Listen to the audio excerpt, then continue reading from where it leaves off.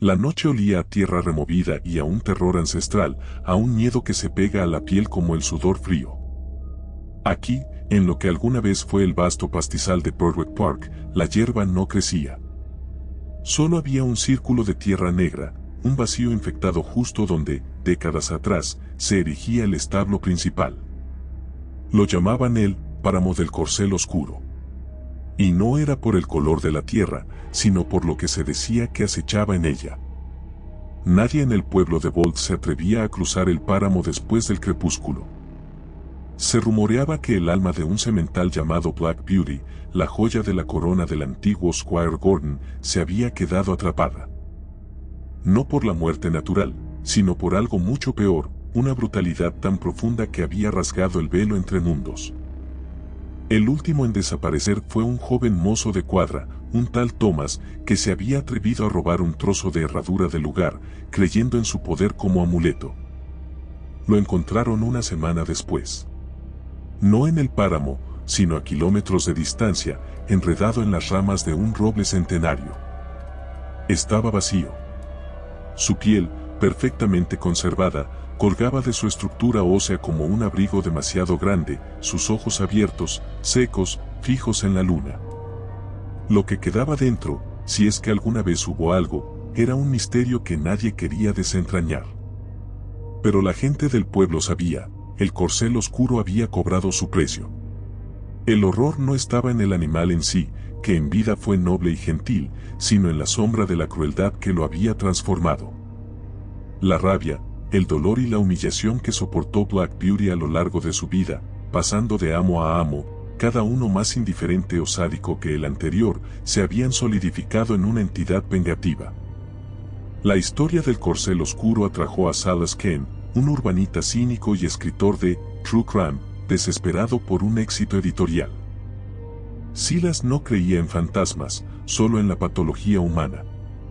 Con un equipo de grabación de bajo presupuesto y una arrogancia peligrosa, se instaló en una cabaña ruinosa justo al límite del páramo. La primera noche, mientras preparaba su equipo, sintió el aire volverse denso, casi sólido. Un olor a paja húmeda y estiércol viejo, pero con un matiz metálico y enfermizo, llenó la estancia. Silas encendió las luces, sonriendo con desdén. Solo un animal muerto, murmuró para sí, intentando convencer a la voz en su cabeza que gritaba otra cosa. Pero el sonido que vino después no era de un animal muerto, sino de uno atormentado. Era un relincho. No un relincho de caballo, sino el grito agónico de un dolor sin fin, cortado por el chasquido seco de un látigo invisible, resonando en la oscuridad como un trueno. Silas encendió su grabadora. El medidor de audio se disparó a niveles imposibles, saturando el canal con el terror puro de la bestia. Se atrevió a asomar la cabeza por la ventana. La luna llena bañaba el páramo, revelando la negrura de la tierra. Y entonces lo vio. Una figura.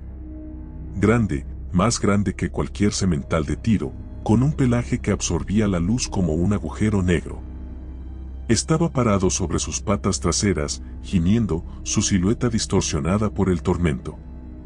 En lugar de crines, lo que se agitaba a su alrededor eran sombras como tiras de cuero mojado, y en su lomo, donde debería haber una silla de montar, había una masa informe de metal retorcido y carne pálida y pulsante. A la mañana siguiente, Silas encontró el páramo cubierto de lo que parecían ser fragmentos de bridas oxidadas y pequeños trozos de carne seca, como cecina olvidada.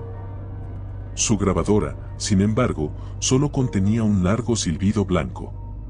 El relincho aterrador había desaparecido, como si hubiera sido borrado por la misma entidad. La intriga se convirtió en obsesión. Silas pasó los días investigando los archivos del pueblo, encontrando viejos recortes de periódicos que detallaban la desaparición de Black Beauty. El semental no había muerto en Berwick, sino que fue vendido a un cochero en Londres, un hombre tan cruel y ambicioso que el caballo acabó tirando de una carreta de carbón en su vejez, explotado hasta el agotamiento. Su fin fue en una fosa común para animales, olvidado y maltrecho. Pero el último de sus dueños en la zona, el Squire Gordon, había tenido un final peculiar. Desapareció sin dejar rastro justo después de vender al caballo. Las autoridades declararon su muerte accidental, pero el pueblo siempre murmuró sobre una venganza. Silas se dio cuenta de algo escalofriante al leer los registros. Cada dueño de Black Beauty, desde el más gentil hasta el más sádico, había encontrado un destino igualmente horrible o había desaparecido. No era el caballo el que estaba embrujado, era la línea de crueldad que se había trazado a través de su vida, y que ahora se cobraba a todos los que osaban perturbar su descanso. La sombra del corcel oscuro no era la víctima, sino el verdugo, un golem de dolor. La tercera noche, Silas decidió no quedarse en la cabaña. Se armó de valor y caminó hacia el páramo, llevando consigo una linterna de queroseno y una cámara de video de alta resolución. La oscuridad era total, sofocante. La tierra bajo sus botas crujía con una sequedad antinatural. A medida que se acercaba al centro del círculo, el olor metálico y enfermizo se intensificó, un hedor a matadero y desesperación.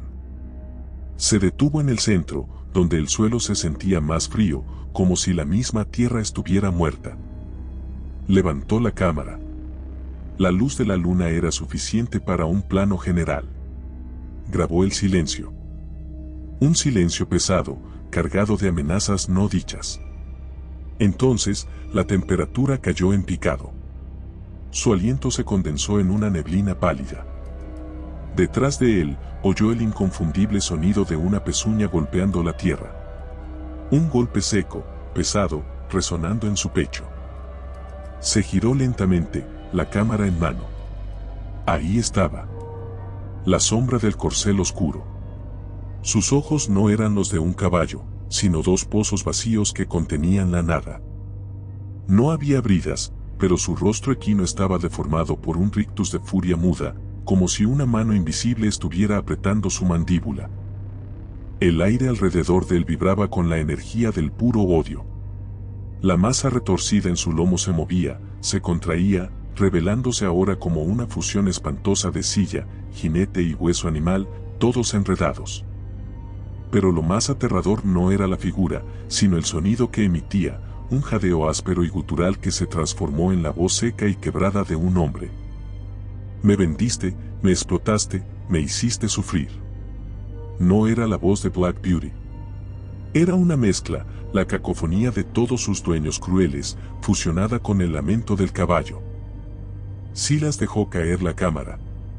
Quiso correr, pero sus pies estaban clavados en la tierra fría. Sintió un tirón helado en el pecho, como si una cuerda invisible se tensara. El corcel oscuro avanzó, su silueta creciendo, eclipsando la luna. Silas se dio cuenta, con un horror paralizante, que no era solo un fantasma animal, sino una encarnación del mal. Black Beauty había trascendido su sufrimiento, convirtiéndose en el castigo. El último sonido grabado en la cámara de Silas, recuperada días después por los investigadores, fue el relincho ahogado del corcel oscuro, seguido por un grito humano que se transformaba, lenta y dolorosamente, en el sonido de un hueso rompiéndose y un cuero siendo desollado. La cámara solo mostraba negrura. Silas Khan nunca fue encontrado. Lo único que se halló en el centro del páramo fue un par de botas vacías y el olor persistente a paja quemada y carne reseca. La gente de Bolts ahora sabía la verdad. La sombra de Black Beauty no buscaba piedad ni paz. Buscaba la reproducción de su dolor.